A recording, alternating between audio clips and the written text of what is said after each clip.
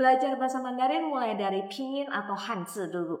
Kalau di video sebelumnya kan Xiaomin udah bilang nih, kalau misalkan mau belajar bahasa Mandarin itu sebenarnya yang paling penting bukan dari pinyin atau hanzi, tapi nentuin tujuan dulu. Jadi kalau misalnya kamu udah nonton video yang sebelumnya, dan kamu juga udah clear nih tujuannya apa, oke, kita masuk jawab pertanyaan pinyin atau hanzi mana dulu yang dipelajari. Kalau menurut Xiaomin udah pasti yang harus dipelajari lebih dulu adalah pinyin. Kenapa sih pinyin harus dipelajari lebih dulu? Karena pinyin itu yang akan bisa membantu kita menentukan, oh ini itu harus dibunyikannya seperti apa. Karena kalau misalkan kita langsung belajar hanzi, kita juga nggak bisa ngebunyiin bunyinya, itu ngingetnya akan lebih susah menurut aku ya. Jadi kalau misalnya mau mulai belajar bahasa Mandarin lebih mudah, menurut aku mulailah dari pinyin. Kita itu harus belajar untuk membuat kuping ini lebih peka. Gimana caranya supaya kuping ini tuh bisa peka sama bunyi-bunyi di bahasa Mandarin? Cuman menurut Xiaomin kenapa juga kebanyakan orang sekarang ini tuh ngerasa susah banget belajar bahasa Mandarin karena mereka itu lebih fokusnya ke si tulisan pinyin tersebut bukan bunyinya.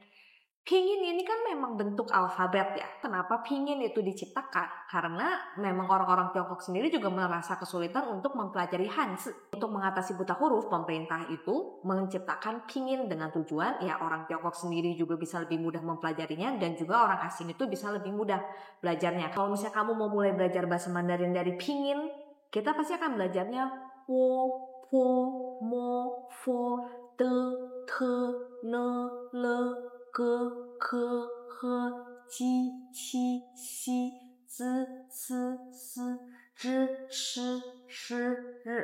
Jangan cuma fokus ke tulisannya. Oke, konsonannya B, vokalnya O, terus shengtiaunya nada satu, misalkan gitu. Po. Tapi yang kita harus latih adalah dengerin dulu bunyinya, suaranya. Jadi bukan perkara, oh hanzi yang ini ni hao dibacanya itu ni hao dengan NIHAO nadanya 3-3. Menurut Xiaomin sebenarnya bukannya harusnya kita tuh hafal, oh ini tuh ni hao itu nada 3 nada 3, tapi kita kan harus paham, oh ni hao ini tuh dibacanya, dibunyikannya seperti apa. Ingin itu sebenarnya untuk membantu kita, oh pada saat kita melihat hanzi ini, itu cara membunyikannya seperti apa. Makanya kalau mau mulai belajar bahasa Mandarin, iya memang mulainya dari pinyin, tapi jangan lupa juga untuk membuat kuping ini peka. Makanya kenapa sebenarnya selalu bilang, dengerin dulu aja, nggak harus langsung paham. Tapi pada saat kita mendengar juga jangan cuma sekedar mendengar secara pasif. Tapi kita juga harus membuat kuping kita ini tuh pelan-pelan ngerasa peka sama bunyi-bunyi tersebut. Kalau misalnya tiba-tiba langsung dijawab teori nih, oke ya B itu teorinya kayak gini, P itu teorinya kayak gini. Tapi sebenarnya kita nggak pernah denger bunyi-bunyinya. Alhasil kita cuma fokus ke teorinya, bukan fokus ke si bunyinya dan nggak berusaha untuk gimana caranya membunyikan bunyi yang sama seperti yang kita dengar. Maka dari itu untuk tahapan pertama, tiru aja dulu. Jadi nggak usah terlalu musingin, oh ini artinya apa, terjemahannya apa. Tapi tiru aja dulu bunyinya. Kalau misalkan dari sekedar niru bunyinya aja kita belum paham, berarti kan bunyinya juga kita belum ngeh.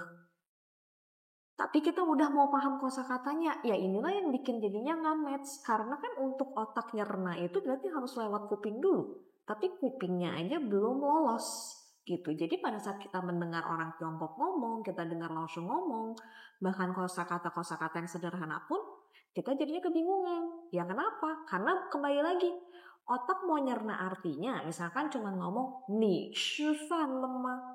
Yang kita proses itu bunyinya nih cefan lemah, terus itu tuh CHI atau CHE ya, terus nadanya yang nada berapa ya.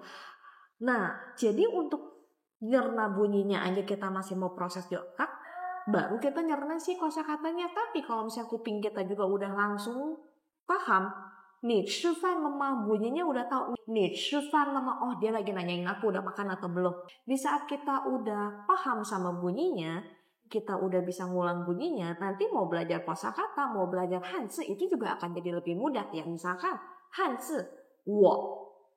Kalau misalnya kita cuma lihat urek-urekannya doang, ya pasti bingung. Tapi di saat kita udah bisa membunyikan, oh hanzi yang bentuknya kayak gitu, bunyinya adalah wo. Sama aja kayak kita di bahasa Indonesia juga misalkan kayak gini.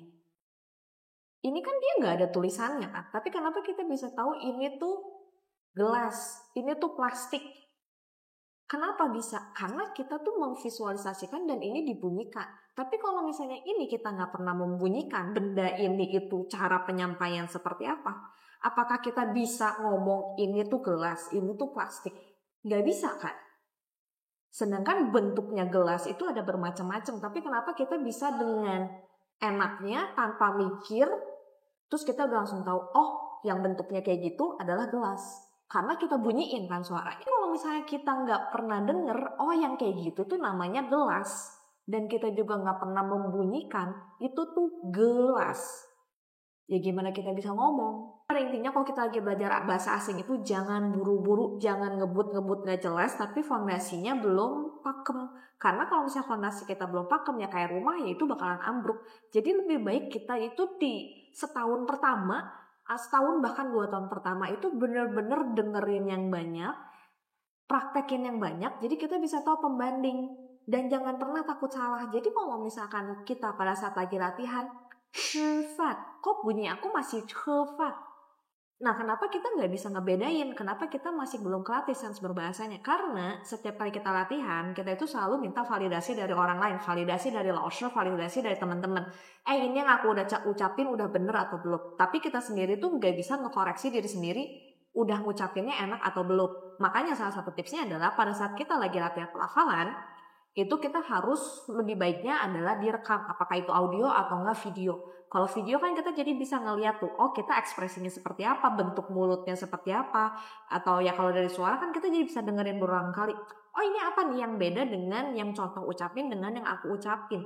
Nah di saat kita udah bisa ada perbandingan seperti ini, itu kan akan jadi terlihat lebih clear ya. Oh yang aku itu kurang naik, oh kurang turun, oh mulut aku kurang kebuka, dan segala macamnya. Tapi kalau misalkan kita cuman ngomongnya dalam hati, nggak disuarain keras-keras, ya akhirnya suara-suara itu cuma jadi kayak halusinasi biasa aja. Dan buat kamu yang mau belajar pelafalan bahasa Mandarin dan juga kalimat dasar sehari-hari, kebetulan Cemen udah bikin video course-nya, itu tuh bisa kamu nonton di mana aja dan kapan aja. Dan juga setiap kali kamu lagi latihan pakai video course itu, kalau misalnya kamu mau rekam pakai voice note, bisa langsung kirim aja ke Instagramnya Xiaomin, DM Xiaomin. Jadi kita bisa belajar sama-sama, Xiaomin bisa langsung kasih feedbacknya ke kamu, oh apa aja nih yang kurang, dan kita jadinya bisa diskusi. Waktunya menyesuaikan aja sama kamu kapan kosongnya, ya tinggal latihan aja. Jadi kita juga bisa mencoba untuk secara perlahan-lahan nyempilin belajar bahasa Mandarin di sela-sela kesehariannya kita, dan itu tuh menurut Xiaomin akan jauh lebih efektif dibandingin kita tuh sengaja oke, dalam waktu 1 jam aku les, aku kursus, aku belajar bahasa Mandarin, tapi setelah itu besokannya nggak kayak gitu. Belajar bahasa itu yang penting adalah repetisi dan juga konsisten. Kalau misalkan kamu nggak buat diri kamu terbiasa sama bahasa Mandarin, ya alhasil jadi belajar bahasa Mandarin cuma sekedar ngejar target, cuma sekedar lulus HSK aja, tapi pas ngomong jadinya nggak bisa. Sayang kan?